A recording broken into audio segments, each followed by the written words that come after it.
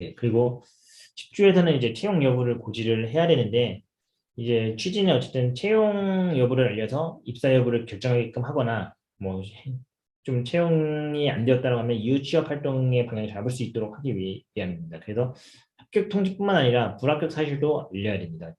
구직자들에게는. 뭐 방법에 불합격 사실을 알리는 방법은 좀 다양한데 뭐 문자로 해서 뭐 지원해 주셔서 감사합니다만 뭐 아쉽게 되었습니다. 뭐 이런 식으로 문자로 할 수도 있는 것이고 취업 합격자 자체를 홈페이지에 게시한다고 했을 때 홈페이지에 합격자만 게시를 한다면은 거기에 없는 명단은 뭐 불합격자라고 볼 수 있는 그런 방법도 있을 것이고요. 네. 지금 이제 채용 서류를 반환하는 내용입니다. 뭐 사실 지금은 홈페이지 온라인 접수가 좀 많이 되었기 때문에 큰 의미가 없기도 하겠지만 의미 있는 조항은 이따가 나오면 이제 파기하는 조항 이런 내용들이 있겠지만 한번 내용을 다시 리뷰를 해드리면은 취지는 이제 구직자의 개인 정보를 보호하는 것뿐만 아니라 채용 서류를 구직자가 재활용할 수 있도록 하기 위함이라고 보시면 될 것 같아요.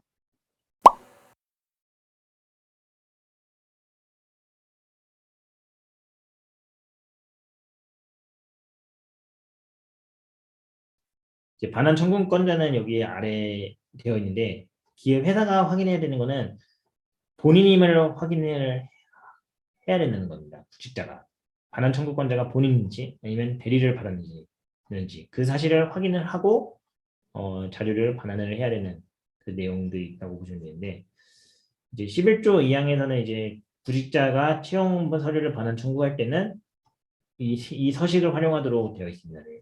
이 서식을 활용해서 받으면은 뭐 대리인을 선임했으면은 대리인인지를 확인을 위임장에 위임받은 사실이 있을 것이고 위임장이 있을 것이고 본인이 이걸 직접 했다면은 회사는 이걸 받자마자 당사자한테 전화를 해서 이거 반환 청구한 거 맞냐라고 하고 주소 같은 것을 다시 한 번 더 확인을 하고 나서 반환을 하시면은 됩니다.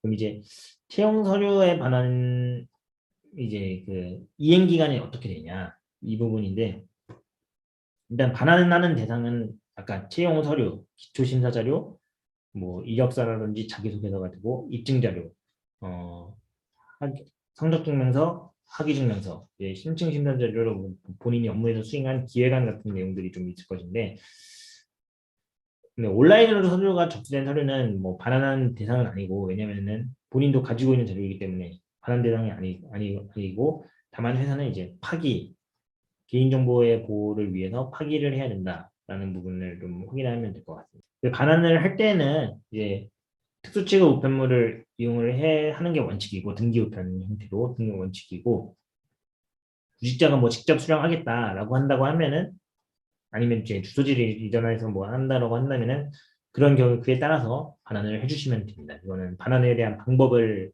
정리해 드렸고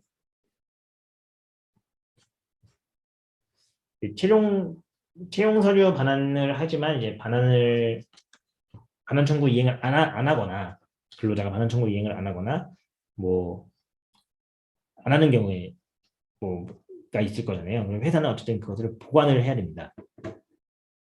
이 보관을 하기 전에 이제 회사는 먼저 회사는 일단 어쨌든 채용 서류를 보관을 해야 되는 의무가 있고 반환을 청구한 경우에는 반환을 하는 날까지 보관을 해야 되고 반환을 청구하지 않는 경우에는 반환 청구 기간까지 회사가 아까 말씀드린 것처럼 뭐 30일까지 반환 청구할 수 있다. 라고 하면은 그때까지가 보관 기간이라고 보시면 될 것 같아요. 그래서 이때 만약에 반환을 청구하지 않았다라고 한다면 그때 바로 서류를 폐기를 하여야 합니다. 만약에 이런 게 있었는데 보관이 되어 있지 않았다. 그래서 반환을 할 수 없었다. 바로 폐기를 해버려서 서류를 바로 폐기해서 반환을 할 수 없었다라고 한다면 이제 300만 원 이하의 과태료가 부과된다고 보시면 될 것 같습니다. 반환 청구 기간이 어떻게 되냐라고 보는데 채용 절차를 개시하고 채용 여부를 확정을 하면은 확정된 날부터 180일 중에서 회사가 언제까지 반환 청구권을 하세요. 뭐 180일이라는 거는 6개월이잖아요. 그러면은 뭐 한 달 30일 이내 반환 청구권을 행사를 하세요라고 할 수 있습니다. 그러면은 이 도중에서 근로자가 구직자가 뭐 이 시점에 반환을 청구를 했다. 그러면은 여기서부터 이제 이 14일 이내 이게 적용이 돼서 반환 청구를 받은 날로부터 14일 이내 서류를 반환을 해주시면 됩니다. 어쨌든 이제 채용 서류의 파기는 뭐 아까 말씀드린 것처럼 반환의 청구 기간이 지난 경우라든지 채용 서류를 반환하지 아니한 경우에는 이제 바로 채용 보관 기간이 끝나면은 바로 파기를 하시면 되고, 파기하는 방법은 이제 영구히 삭제하거나 파쇄 또는 소각하는 형태로 하시면 됩니다. 그리고 이 채용 서류의 반환 비용이나 고지 의무가 있습니다. 이제 반환을 하면서 이제 아까 말씀드린 것처럼 등기를 통한 반환을 해야 되는데, 이거에 대한 비용은 구직자에게 부담할 수 있습니다. 네. 이거는 이제 법에서 정한 부분이기 때문에 원칙적으로는 회사가 부담을 해야 되지만, 대통령령으로 정하는 범위에서 소요되는 비용, 이게 등기에 관한 비용이라고 보시면 되고, 이거는 구직자에게 부담을 할 수 있고, 가장 중요한 게 어쨌든 이제 채용 서류에 반환을 할 수 있다, 구직자가 반환을 할 수 있다라는 것을 회사는 채용 공고상에서 고지를 해야 됩니다. 즉 반환을 청구할 수 있다는 사실, 그리고 반환 청구 대상이 뭔지, 반환 청구 제출 방법, 아까 그 서식을 이용하라고 할 수 있고, 뭐 본인뿐만 아니라 대리인도 할 수 있다, 뭐 그런 방법을 고지를 해야 되고, 언제까지, 뭐 아까 180일까지였지만 30일 이내에 해야 된다. 그래서 그 뒤로 14일 이내 반환이 될 거다. 뭐 그리고 반환 방법이라든지 반환 방법은 등기고 본인이 원하면은 직접 수령할 수 있다. 비용 부담은 구직자 부담으로 한다. 뭐 이런 내용들. 그리고 보관 기간과 청구하지 않으면 이거는 파기하겠다. 이런 내용들이 다 들어가야 되고, 들어가서 채용 절차에서 고지를 해야 되고, 이런 내용이 없으면은 이것도 과태료 300만 원의 대상이 된다고 보시면 됩니다. 네.